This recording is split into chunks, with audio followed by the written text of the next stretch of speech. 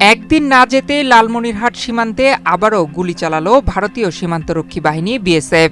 ৮ April বুধবার ভোরে পাটগ্রাম উপজেলার ধবলগড়ি সীমান্তে বিএসএফের গুলিতে আলী হোসেন নামে এক বাংলাদেশি যুবক নিহত হয়েছেন।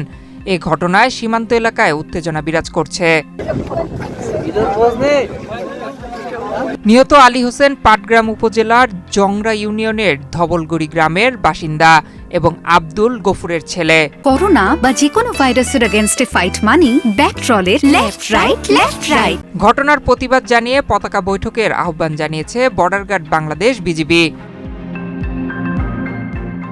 সংশ্লিষ্ট সূত্রে জানা যায়, সীমান্ত পিলার ৮৭৪/৫ এস সংলগ্ন ০ লাইন থেকে প্রায় ৫০০ গজ ভারতের অভ্যন্তরে বিএসএফের ১৫৬ ব্যাটালিয়নের ৭ গ্রাম ক্যাম্প এলাকায় রাত আনুমানিক ২টা ৫০ মিনিট এবং ভোর ৪টা ৫০ মিনিটে গুলির শব্দ শোনা যায়। পরে সকাল ৬:৩০টার দিকে বিজিবি ও বিএসএফের ব্যাটালিয়ন পর্যায়ে যোগাযোগ হলে বিএসএফ দাবি করে ৭ থেকে ৮ জন বাংলাদেশি নাগরিক তারকাটার বেড়া কাটতে গেলে তাদের লক্ষ্য করে প্রথমে সতর্কতামূলক গুলি ছোড়া হয়। এ সময় উভয় পক্ষের মধ্যে ধস্তাধস্তির ঘটনাও ঘটে। এতে আলী হোসেন গুলিবিদ্ধ হন।